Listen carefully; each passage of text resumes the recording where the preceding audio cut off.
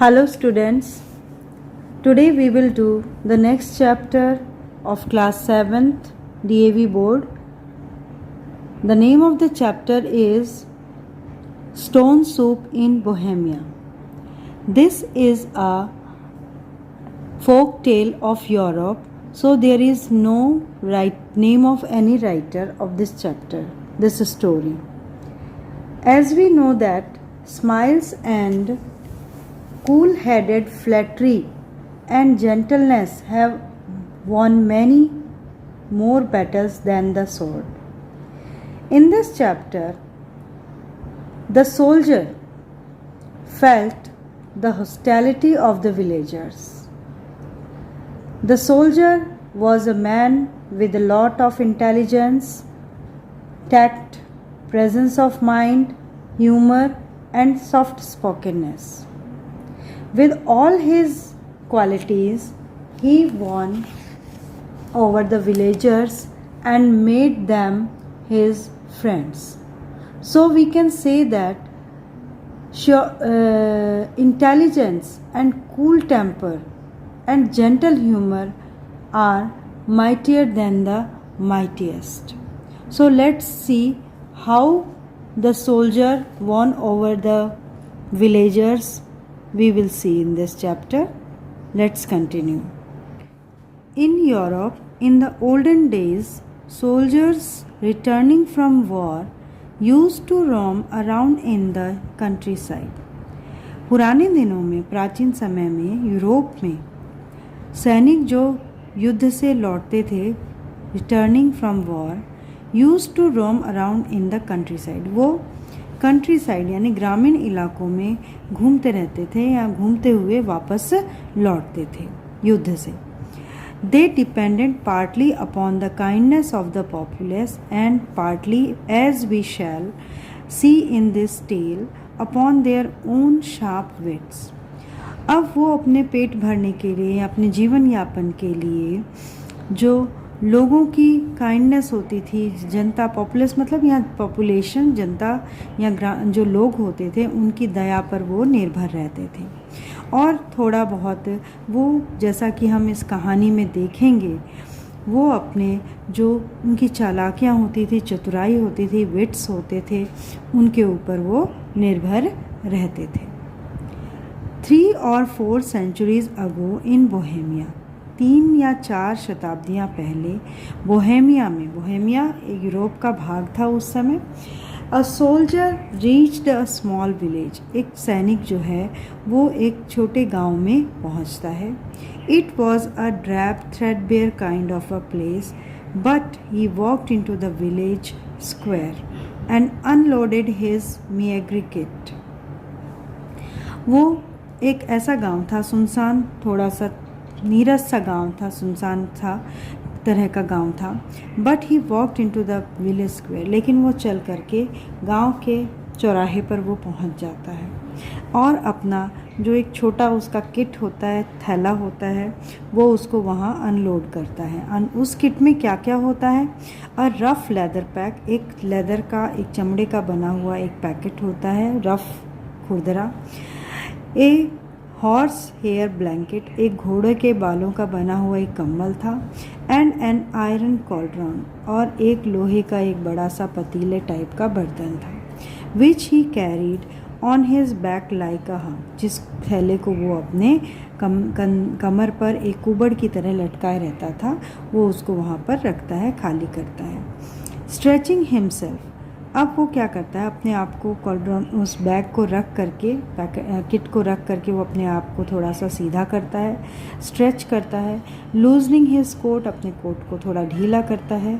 And taking his boots of, और अपने boots को निकालता है, जूतों को निकालता है. And he settled down on the pavement for the night, और रात गुजारने के लिए चबूतरे के ऊपर वो अपने आप को वहाँ पर स्थिर करता है और आराम से बैठ जाता है.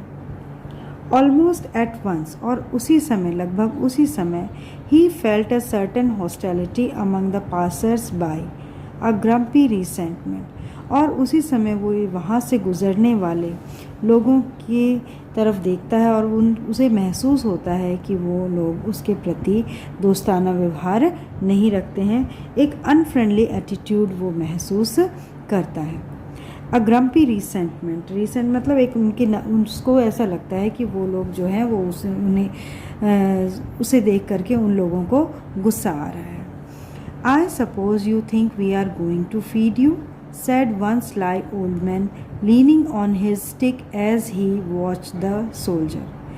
एक थोड़ा सा बूढ़ा आदमी जो कि अपनी छड़ी पर झुका हुआ सा था, वो उस सोल्जर को देख करके कहता है क्या कहता है? I suppose you think we are going to feed you. मुझे ऐसा लगता है कि तुम ये सोचते हो कि हम तुम्हें भोजन देंगे, हम तुम्हें खाना देंगे। Well I will have you know, मैं तुम्हें ये बता दूँ यंग मैन कि I am the burgomaster of the village. मैं इस गांव का बर्गो मास्टर हूँ, मैजिस्ट्रेट हूँ, चीफ मैजिस्ट्रेट यानी सरपंच हूँ। And I will tolerate no good for nothing sayer, और मैं यहाँ पर किसी भी बेकार की चीज़ को टॉलरेट नहीं करता हूँ। We have mouths of our own to think of, हमारे खुद के अपने दिमाग हैं, हमारे खुद के अपने दिमाग हैं ये सोचने के लिए। हम लोग किसी को भी पसंद नहीं करते हैं। Do you hear me young man, said the horrid person. वो थोड़ा सा भयानक सा दिखने वाला व्यक्ति जो है बर्गो मास्टर, वो कहता है फिर से कि क्या तुम मुझे सुन रहे हो young man. The soldier heard all too clearly, soldier जो है वो सारी बातें ध्यान से सुन रहा होता है। If only because the Virgo master was now blowing at the top of his voice, क्योंकि बर्गो मास्टर जो है वो अपनी जितनी ऊंची आवाज़ हो सकती थी वो उतनी ऊंची आवाज़ में चिल्ला रहा होता है। And the little crowd that had gathered around him was echoing his words with every sign of approval, और जो उसकी आवाज़ सुन कर के जो थोड़ी भीड़ वहाँ पर इकट्ठी हो गई थी वो भी उसकी आवाज़ में आवाज़ मिला करके, यानी कि उसकी बातों को हाँ में हाँ मिला करके उसकी बातों को अप्रूवल दे रही थी, सहमति प्रदान कर रही थी। किसकी बातों को? बर्गो मास्टर की बातों को, यानी कि उसकी बातों को दोहरा रहे थे वो लोग भी। Not a bean will I give him, a woman with a wart on her nose was saying, एक औरत जिसके नाक के ऊपर मस्सा था वो भी कह रही थी कि मैं उसे एक फली भी नहीं दूंगी, एक बीन भी नहीं दूंगी। Not a single pea pod, एक मटर का दाना भी उसे नहीं दूंगी, तुम्हें नहीं दूंगी। We are responsible folk here, हम यहाँ के, एक दूसरा आदमी कहता है, सेड अनदर, कि हम यहाँ के एक रेस्पेक्टेबल यानी कि सम्माननीय लोग हैं हम यहाँ के रहने वाले। Soon the whole square was murmuring disagreeably, और जल्दी ही वहाँ पर पूरा जो स्क्वायर था, पूरा जो चौराहा जो लोगों की भीड़ भर लगी हुई थी, वो सब उसके उसकी जो डिसएग्रीबल यानी उसके असहमति में, यानी कि उनका उस सोल्जर की मदद करने का कोई भी इरादा नहीं था, और उसके बारे में वो लोग आपस में बातें कर रहे थे। And the soldier might well have been forgiven if he had felt a little disappointed, और वो लोग उस सोल्जर को माफ़ भी कर देते अगर ही had felt a little disappointed, अगर वो थोड़ा बहुत भी डिप्रेस परेशान दिखाई देता। लेकिन वो सोल्जर बिल्कुल भी परेशान दिखाई नहीं दे रहा था। इनफैक्ट जबकि ही वॉज नॉट डिसहार्टेंड, उसने उम्मीद नहीं छोड़ी थी, उस सोल्जर ने बिल्कुल भी उम्मीद नहीं छोड़ी थी, उसने वो बल्कि for he was extremely cheerful, जबकि वो बहुत ज़्यादा खुश दिखाई दे रहा था। He swept off his red cap, और उसी समय उसने क्या किया, अपनी जो लाल रंग की उसने कैप पहनी हुई थी, टोपी पहनी हुई थी, उसको उसने अपने सर से उतारा और मेड अ मॉक बाउ टू द असेंबली, और उस सभा जो जितने भी लोग वहाँ पर भीड़ इकट्ठी थी उसको, उन सबको उसने झुक करके उसने नमस्कार किया। मॉक का मतलब यहाँ पर एक तरह से दिखावटी बनावटी तरीके से उसने उन सबको सलाम किया। Winked at the woman with the wart on her nose, और वो जो औरत जिसके नाक के ऊपर मस्सा था उसको मारी, यानी कि आँख उसको पलकें झपकाई उसको देख करके। एंड सेड, और उससे कहा, all right friends, all right, ठीक है दोस्तों, ठीक है। Mister Virgo master, sir don't worry, वो बर्गो मास्टर को कहता है कि आप परेशान मत होइए। I won't ask a thing of you, मैं आपसे किसी भी चीज़ के लिए कभी कुछ नहीं कहूँगा। I will just spend the night here, मैं यहाँ पर सिर्फ रात बिताऊँगा। इफ़ आई मे, अगर मैं यहाँ रह सकूँ तो। माइंडिंग माई ओन बिजनेस, और मैं अपने काम से काम रखूँगा, मैं किसी को परेशान नहीं करूँगा। एंड इन द मॉर्निंग, और सुबह I will be on my way, और मैं अपने रास्ते चला जाऊँगा। I know how you all feel, मुझे पता है कि आप लोग कैसा महसूस करते हैं। And I don't blame you for it, और मैं आपको इसके लिए दोषी नहीं ठहराऊँगा। वी ओल्ड सोल्जर्स, हम बूढ़े soldiers, we can be a nuisance sometime, हम कभी कभी लोगों के लिए परेशानी पैदा करते हैं, डिस्टर्बेंस पैदा करते हैं। नो डोंट यू वरी, आपको परेशान होने की ज़रूरत नहीं है। I will just clean up my cauldron, मैं अपना ये कॉलड्रॉन थोड़ा सा साफ़ करूँगा। And he rubbed the inside of the pot in a desultory sort of way, और वो इतना कह कर के उस बर्तन को थोड़ा सा आराम से साफ़ करता है। विद अ स्पॉटेड हैंकरचीफ, एक धब्बेदार रुमाल से। जस्ट प्रिपेयर द क्रॉकरी, और फिर उसने अपना बर्तन ठीक करता है। And make myself a nice bowl of stone soup, और उसके बाद मैं अपने लिए एक छोटा सा कटोरा भर सूप अपने लिए बनाऊंगा। एंड सेइंग सो, इतना कह करके ही pulled out of his pack 2 large stones, वो अपने थैले में से 2 बड़े बड़े पत्थर निकालता है। पॉपिंग दैम इनटू द कॉलड्रॉन, और उस कॉलड्रॉन में उन दोनों को डाल करके, पॉपिंग मतलब डालना, he filled it up with water from the village pump, वो गांव के नल से उसमें पानी भरता है। Lit a fire of sticks, और कुछ लकड़ियां जलाता है।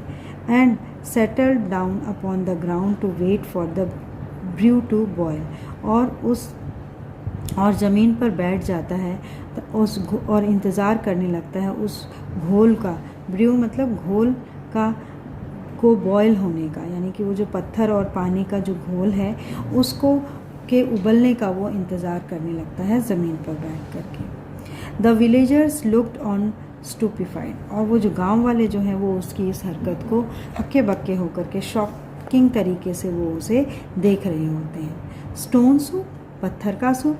वॉज द मैन मैड, क्या ये आदमी पागल है? जस्ट स्टोन्स इन वाटर, सिर्फ पत्थर पानी में। वॉट काइंड ऑफ स्टोन्स, ये किस तरह के पत्थर हैं? वॉज ही अ मैजिशियन, क्या ये आदमी जादूगर है? Who has ever heard of such a dish, किसने ऐसी डिश का नाम कभी सुना है? स्टोन सूप, पत्थर का soup. Rain the murmur around the square, और इस तरह की बातें उस चौराहे पर होने लगती हैं।